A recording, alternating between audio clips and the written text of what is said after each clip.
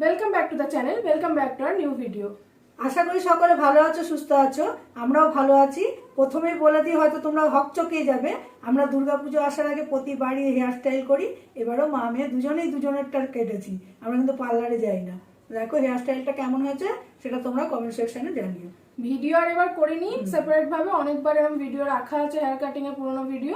যদি মনে করো দেখবে তাহলে তোমরা দেখে আসতে পারো। তাহলে চলো আবারও মানবাধিকারিণী ম্যাডামকে নিয়ে কিছু বলি, শুরু করা যায়। হ্যাঁ, তাহলে থাম্বনেল টাইটেল দেখে বুঝেই গেছো কেন আরো বলতে বসলাম। উনি সেদিনের যে লাইভটা করলেন, যেটার দেখার পরেই আমরা ওনাকে নিয়ে কথাগুলো বলেছিলাম, সেদিন কিন্তু উনি এই কথাটাও বলেছিলেন যে রিমি, প্রীতম আর ঈশানীকে নিয়ে আর কেউ কোনো কন্টেন্ট বানাবে না। ওনার সাকরেতদেরকেও বলেছিলেন আর এমনিও সবাইকে বলেছিলেন। সেখানে কিন্তু অন্য পাবলিকরা অতটাও বানায় না যতটা ওনার নিজের সাকরেতরাই বানাচ্ছে। তারা সকালে একটা, বিকেলে একটা, দুপুরে একটা, অষ্টক্ষণ রিমি, প্রীতম, ঈশানী নিয়ে পড়ে রয়েছে। তাহলে ওনার সাকরেতরা ওনার কথাই তো শুনছে না, তাহলে উনি কি করে লোককে বলতে পারে? বলি, ও ম্যাডাম, আপনাকে দেখলাম আপনি ওয়াইটিতে এসেছেন কন্ট্রোভার্সি লেভেলে ভিডিও করতে। সেখানে আপনি কিন্তু কোথায় কি হচ্ছে, পুলিশের সঙ্গে কি বলছেন না বলছেন, আপনার ইয়েতে কি হচ্ছে না হচ্ছে সেগুলো তুলে ধরছেন। তাহলে মানুষ আপনাকে সম্মানটা যে করবে, সেখানে আপনি তাহলে এদেরকে ছাড়ুন। আপনার যে কাজটা করেন সেটা দেখান, তাহলে সম্মানটা পাবেন।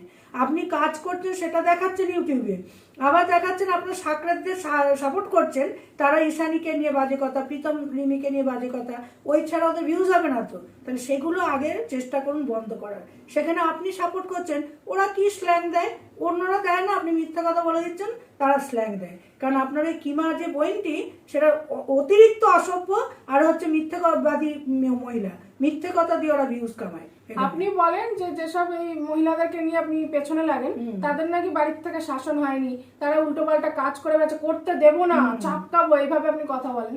আপনার সাকরেত যারা রয়েছে, তারা যে বাড়িতে বসে বসে অশ্লীল ভাষাগুলো ইউজ করে, কই তখন আপনার চোখে পড়ে না তো? তাদের বাড়ির শিক্ষা আছে তো, যে কিভাবে ভিডিও বানাতে হবে বা কিভাবে প্রেজেন্ট করতে হয়। সাকরেতের মধ্যে একজন তিলোত্তমার মার হয়ে বলছে চোখের জল হ্যান ত্যান, যে এটা জাস্টিস এখনো পেলো না কেন। আচ্ছা, আপনি সেদিন লাইভে বললেন যেসব ছেলেরা বা যেসব মহিলাদের দিয়েও আপনি বলেছেন মিথ্যে কথা বলতে পারবেন না, কিছু করলে তোমরা ঝাঁটা চটি হাতে তুলে নাও। যদি তাই তোলে, তাহলে আপনি একজন মহিলা হয়ে একটা বাচ্চা মেয়ে, টিনু তো আপনার নাতনির বয়সী মনে হয়, তাকে কি করে বললেন যে পরোটার মতো শেখবো? তোর দাঁতে পিষে কথা বলছেন, মাটির তাল। তা আপনার ঘরের তো জন্ম হয়নি। ওর ফ্যামিলিতে একটা কন্ট্রোভার্সি ভিডিও দেখেছেন? ও নিজের মতো করে ব্লগ বানিয়ে উঠে সেটাই আপনার ক্লায়েন্ট নিতে পারছে না, আর আপনারা নিতে পারছেন। আগের ভিডিওতেও বলেছি, এই ভিডিওতেও বলবো, প্রতিটা মানুষের নিজের মতো করে বেঁচে থাকার অধিকার আছে। একটা ছেলের যদি থাকে, তাহলে একটা মেয়েরও আছে অধিকার, যে সে নিজের মতো করে নিজে কিসে খুশি হয় সেটাও তার দেখার অধিকার আছে, কারণ সেও একটা মানুষ। ফ্ল্যাট নিল, তাকে ভয় দেখিয়ে তার ফ্ল্যাটটা ছাড়া করালেন। আপনি কি বলছেন? ও ব্লগ করছে সুন্দর করে, তোরা এসব দেখাচ্ছিস একঘেয়েমি রান্না, বেড়াল, লুডো খেলা, তোদের দাঁড়া বন্ধ করছে। আপনি কে বন্ধ করানোর?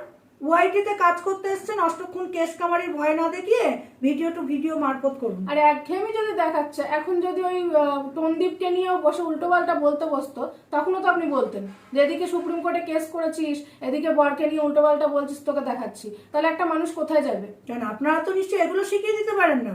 ওর মতো ব্লগ করেই উঠেছে, ওর ভিউয়ার্সদেরকে জিজ্ঞাসা করুন, ওরাও আপনাকে ধুয়ে দিচ্ছে। তারপরে একটা জিনিস সবসময় প্রতিটা মানুষের মাথায় রাখা উচিত, যে সবসময় যে লোকের জন্য বাঁচবে, যে অনেকে কমন করে না, এই স্বভাবের জন্য সংসার হয়নি, ওই স্বভাবের জন্য সংসার হয়নি। সবসময় লোকের জন্য বাঁচলেই হয় না, নিজের জন্যও বাঁচতে হয়। কারণ সবার জন্য বাঁচতে বাঁচতে একটা সময় পরে মনে হবে আমি কি পেলাম জীবনে। যে কিছু ভিউয়ার্স এসে এরমও লিখছ, আগে তোর সংসারটা দেখ। তুই এবার শোনো, তোমাদের একটা কথা বলি, যারা এসব ধরনের মন্তব্যগুলো করো, প্রথমে নিজেকে ভালোবাসো। যখন আমরা একটা আশা নিয়ে নিশ্চয়ই এগোই বা বিয়ে থা হয়, যে আমি এ বাড়িতে যেটা পেয়েছি পুরোটা নাই পাই, কিছুটা তো পাবো। আমি শিক্ষিতা মেয়ে, আমি সব দিক দিয়ে তৈরি। সেখানে গিয়ে যদি দেখা যায়, এই ধরো পুজো আসছে, একটু সবাই কিন্তু গ্রুমিং চায়, সেখানে যদি দেখা যায় এসব করতে দেবো না, এটা করা যাবে না, তোমাদের জীবনে এগুলো আছে বলেই তোমরা ওই জন্য রিমিকেও এই কমেন্ট গুলো করেছো, যেমন কি টিনাকে করো তেমনি রিমিকেও করেছো, যে এইসব কারণে তুই সংসার করতে পারিস নি, সংসারে গেলে এত এইসব নাটক করলে হয় না। কি নাটক করেছে? ট্যান রিমুভ করে এসেছে, হেয়ারটা মানে স্পা করিয়েছে, একটু অয়েল ম্যাসাজ করিয়েছে, এগুলো তো নর্মাল জিনিস। কত শ্বশুর বাড়িতে আছে মেয়েরা করতে না চাইলে তাদের ইনলজরা, তাদের হাজবেন্ডরা উল্টো করায়, যে আমাদেরকে প্রেজেন্টেবল থাকতে হবে সবার সামনে। তাহলে রিমিকে যখন বললে, তাহলে নিশ্চয়ই শাশুড়ি, এখনো তো শাশুড়ি আছে, পুরোপুরি ডিভোর্স হয়নি। ওই শাশুড়ি যখন ছেলের সঙ্গে একই পার্লারে বসে গ্রুমিং করতে বসেছে, সেখানে তোমাদের কথা নেই? বারবার বলি বলে অনেকের গায়ে লাগে তো, বারবারই বলবো ছেলের মারা যদি নিজেদেরকে না শুধরায় তাহলে কোনো মেয়েই তাদের বাড়িতে গিয়ে টিকতে পারবে না, আর তাদের ছেলেদের সংসার কোনোদিন হবে না। আর যেসব মেয়েরা এগুলো পাওনি, হয়তো তোমাদের পুরো দাবিয়ে রাখা হয়েছে, তোমরাই কোথায় দেখে বলবে যে হ্যাঁ আমরা পাইনি, তোমরা ওঠো। তোমরা যদি 2-4টে মেয়ে ওঠো তাহলে আমরা সেই সাপোর্টটা পাবো। আর এইরকম ছোট লোক মেন্টালিটি নিয়ে এই ম্যাডামও চলেন। এদিকে উনি নাকি এত বড় মানবাধিকারী নিয়ে এই লেভেলে কাজ করছে, ওই লেভেলে কাজ করছে, কিন্তু মেন্টালিটিটা পুরো নোংরা। যেদিকে মুখে বলছে মেয়েরা শখ পূরণ করবে, মেয়েরা নিজের মতো করে স্বাধীনভাবে বাঁচুক, এদিকে মামাই যেহেতু ছেড়ে দিয়েছে মামাইকে সাইকো বলা হচ্ছে। টিনু নিজের মতো চলছে, টিনুকে উল্টো পাল্টা। আর একটা প্রশ্নের উত্তর আমি এখানে আপনাকে দেবো, পুরনো কথা তুলতে বাধ্য হচ্ছে কারণ আপনারাও তোলেন। আপনি বললেন তো আপনি পুরোপুরি মনে হয় স্টাডি করেননি আপনার ক্লায়েন্টের ভিডিওটা বা ওকে। ও কি করেছিল যখন টিনু বেরিয়ে এলো ওই বাড়ি থেকে, আপনারা সমানে বলছেন গয়না নিতে পেরেছে, ছেলেকে কেন নেয়নি? আপনার কি জানকারি আছে যে ছেলেকে নিয়ে দাদু ঠাকমা বাবা পুরো একটা বেড়ার ঘরের মতো জায়গায় গিয়ে লুকিয়েছিল? সেখান থেকে টিনু পাবে কোথায় বাচ্চাকে? বাচ্চা আটকে রাখলে আপনিও যদি সেখানে থাকতেন আপনার কাছেও দেওয়া হতো না। আপনারা কিমা রানী বলছে ওখানে মামার বাড়ি বসেছিল, পারতো না বাচ্চা নিতে? বাচ্চা দিত কি ওরা? আর পুরো সংসারটা নষ্ট করেছে এই কিমা ওর বাড়িতে ছুটে গিয়ে। একটা সংসারের মধ্যে যদি শতেক মানুষ ঢুকে পড়ে তাহলে সেই সংসার কোনোদিন হয় না। আপনি বারবার বলছেন কেন ফোন করেনি টিনুর বাড়িতে, কে বলেছে আপনাকে করেনি? ওর বাবাকে তুইতুকারি করছেন, ওর বাবা পুরোপুরি জামাইয়ের কাছে হাতে পায়ে ধরার মতো করে ফোন করেছে যে বাবা আমার মেয়েটাকে আর মেরো না, ওইভাবে সংসারটা যাতে টিকে থাকে সেইভাবে করো। তার শ্বশুর কি ধরনের নোংরামি কথাবার্তা বলেছে আপনার জানা নেই? আপনি না জেনে কেন বলতে বসেছেন এখানে? এবার যদি বলেন মার খেয়ে মানে অপমানিত হয়ে চরিত্রের ট্যাগ মানে দিয়ে দিল, তারপরেও সবকিছু সহ্য করে একটা মেয়েকে থাকতে হবে, তাহলে আপনি ভুল। কারণ এখনকার দিনে মেয়েরা কিন্তু এরম নয় যে দুর্বল বা অবহেলিত, যে তারা কিছু পারবে না করতে। আর ম্যাডামের মতো যারা এই ধরনের কথা বলছো মহিলারা, তাদেরকে বলি এইভাবে যদি বাঁচতে চাও তাহলে তোমরা বাঁচো। আমি টিনুকে, রিমিকে, এমনকি আমার নিয়ে কম। যারা ভালো মতো বাঁচতে চায় তাদেরকে বাজেভাবে তোমরা কমেন্ট করা বা তাদেরকে জাজ করা তোমাদের কোনো অধিকার নেই। একটা মেয়ে যদি পার্লারে গিয়ে গ্রুমিং করায় বা একটা মেয়ে যদি নিজের পায়ে কিছু দাঁড়াতে চায়, কিছু করতে চায়, সেখানে গিয়ে তাকে মোটিভেশন না দিয়ে তোমরা ডিমোটিভেট করে দাও যে এই কারণেই তোর সংসার হয়নি। একটা করে কারণ বার করে ফেলো। যে ওদিকে যেমন ইয়েকে দিয়ে বলা হচ্ছে কিমা, ওনার হাতি, এরা সব বললো কি যে আমরা তো এইভাবে ওদেরকে বলি না, বলে না সমানে স্ল্যাং দেয়, সমানে বেজন্মা বলা, এ করা সুতোবাকে, টিনুকে। তাহলে আমরাও যদি ভিডিওর মারফতে ওদেরকেও বলি বেজন্মার বাচ্চা বলে লাথি ঝাঁটা করি, তাহলে সেখানেও বলার কিছু থাকবে না তো? এমনকি এমন এমন স্ল্যাং দেয় যেগুলো একটা মানে ফ্যামিলির সাথে বসে দেখার মতো না। একটা হাজবেন্ড ওয়াইফের মধ্যে কি হয় কি না হয় সে সবগুলো দিয়েও স্ল্যাং ল্যাঙ্গুয়েজ ইউজ করে, সেগুলো আপনার চোখে পড়ে না? যে কিমার নিজেরও ফ্যামিলি আছে, নিজে বলছে পরিবার সামলে, তাহলে কেন সুতোপাকে বলা হয় যে কথায় কথায় বাপ ভাতারি? তাহলে ওর তো বাবা নেই, ওই জন্য বুঝবে না বাবা মেয়ে মেন কি সম্পর্ক। বলুন তো, আপনার যে বুনুটি কিমা, ওর নিজে তো মা বাবার পরিচয় দিতে পারে না, ওটাই ওর জ্বালা। হ্যাঁ, নিজের মা বাবা নেই কিন্তু যারা মানুষ করেছে তাদের পরিচয়টাও দেয় না, এতটাই এমনও মানুষ আছে নিজের মা বাবা না থাকলেও আমার ছেলে মেয়েটা আছে, আমি মা হয়ে তাদেরকে করব। সেখানে ছেলে মেয়েরা শুনছে দিনের পর দিন আমার মা একটা মানুষকে বেজন্মা, বাপ ভাতারি। মেয়ে ভালোবাসে মাকে না ছেলে ভালোবাসে? মেয়ে থাকে শুধু জানে বাড়িতে থাকতে হবে, তাই মাঝে মাঝে দেয় মাকে ঝাড় আচ্ছা মতো, আর ছেলে তো পাত্তাই দেয় না, বউ নিয়ে আলাদা হয়ে গেছে। তাদের মুখে আবার অন্যের ফ্যামিলি নিয়ে কথা, যার ছেলে অল্প বয়সে বিয়ে করে বসে আছে। যে সুজাতা বলে না ঢপবাজ, আপনি সত্যিই মনে একজন ঢপবাজ মহিলা। আপনাকে একটা কথা বলি, আপনি কেস করব, পুলিশ উকিল আমার পকেটে, এসব না বলে আপনি ভদ্রসভ্যভাবে যে জিনিসগুলো দেখাচ্ছেন ওইগুলো করুন, দেখুন সম্মান পাবেন। উল্টো পাল্টা মানুষকে হাতে করে অন্যদের সঙ্গে পেছনে লাগবেন, আর ওই তাহলে আপনাকে ছাড়বে কেন তারা? কালকে ভিডিও বানালেন না যে সুপ্রিম কোর্টের আইটিটা হ্যাক হয়েছে, আগে ওয়াইটির এই প্রবলেম গুলো সলভ করে দেখান, তারপরে সুপ্রিম কোর্ট পর্যন্ত পৌঁছাবেন। আপনার যে কত অকাজ সেটা এতদিনে লোকে বুঝে গেছে, আর বোঝাতে হবে না কাউকে। টিনুর পেছনে লাগলে আপনাকে কেউ ছাড়বে না তো।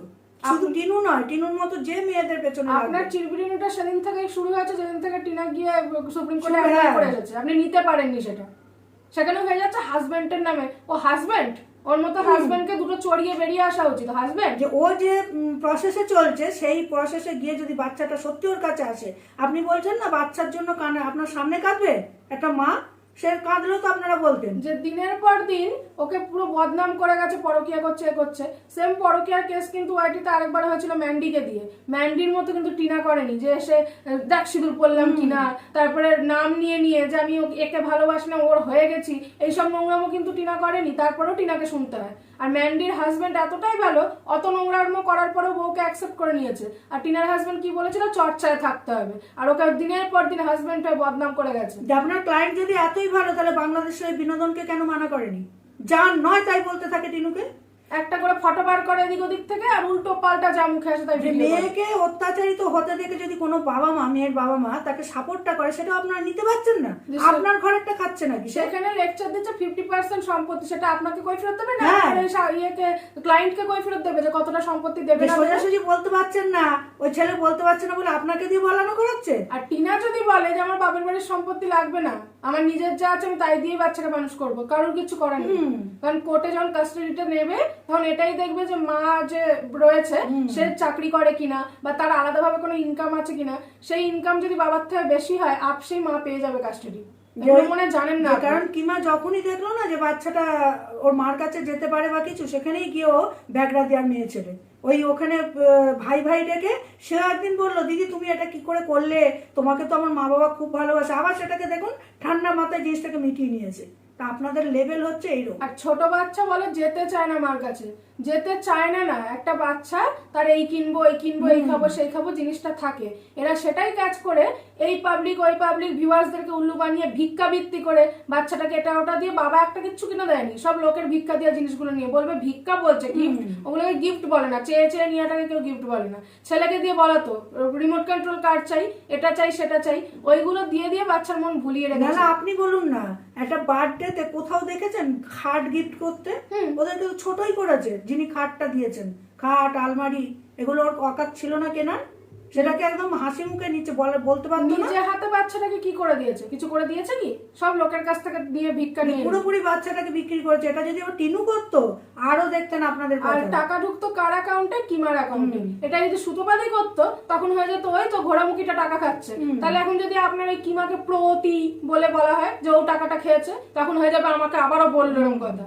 2-3 বছর আগে আপনার ওই সাকরেদি বসেছিল বলতে যে ও কোথাকার মেয়ে, কোথার থেকে উঠে এসেছে, হাজবেন্ডকে নাকি ডিভোর্স দেবে। এখন সব ধামা চাপা পড়ে গেছে, পুরোনো কথা তোলা যাবে না। ওই যে তখন বলতে বলতে অন্য কথা ঢুকে গেলাম, তো আপনার একজন সাকরের তিলোত্তমার মার চোখের জল নিয়ে বললো, আপনারা নিজেরা মহিলা হয়ে মহিলাদের বাজে কথা বলছেন, আপনারা আবার অভয়ের চোখের জলের দাম দেবেন কি? ওর চোখ দিয়ে জল নয়, আগুন রক্ত বেরিয়েছিল, তো তাই এখনো আন্দোলন কমেনি।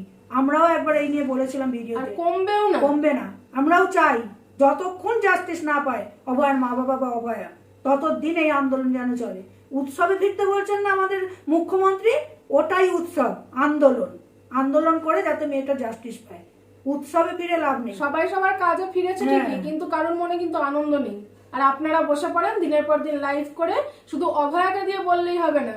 আপনারা যে মেয়েগুলো জীবিত তাদের পেছনে যেভাবে লাগছেন, তাদের পেছনে লাগা বন্ধ করে তাদেরকে হেল্প করার চেষ্টা করুন, তাহলে দেখবেন অভয়া এমনি শান্তি পাবে। যে যারা প্রতিবাদ করতে বসে তাদেরকে ভয় দেখিয়ে দাবিয়ে না দিয়ে তাদেরকে উৎসাহ দিন। ওই স্ল্যাং যারা দেয় তাদেরকে উৎসাহ না দিয়ে, তাহলে আপনাকে মাথায় করে রাখবে সবাই।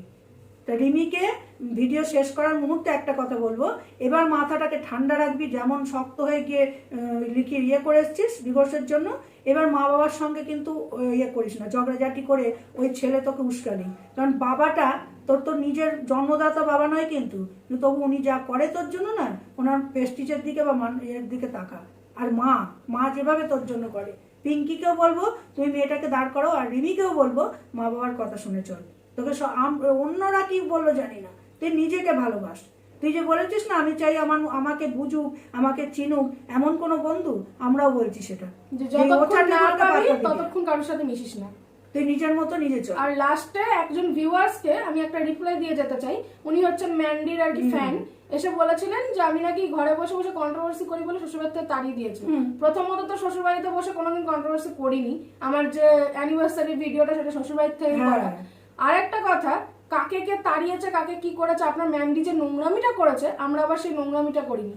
ম্যান্ডি যেভাবে নিজের নোংরামি বেঁচে খেয়ে এখন আবার সতী সেজে গিয়ে সংসার করছে, ওর ফ্যামিলি ভালো, ওকে মেনে নিয়েছে, আপনি হয়তো সাপোর্ট করতে পারেন। আর আপনাকে এরকম বলবো, নিজের সংসারটা আপনি আগে সামলান, আমাকে জ্ঞান দিতে। ওই যে বললেন না আমাদের 12-13 ভিউজ, আপনারই তো তাই হচ্ছে। আর শুনুন, ওই যে অ্যানিভার্সারির সময় আমাদের যে দেখতে পাননি, আমরা পুনেতে ছিলাম, আর আমি ছিলাম আমার মেয়ে ওখানে ওয়েস্ট বেঙ্গলে শ্বশুরবাড়ি। এগুলো না জানকারি নিয়ে আপনারা কেন করতে আসেন? শুনুন, জীবনটা তো এমনই জিনিস, কখন কি হয় কেউ বুঝতে পারে না।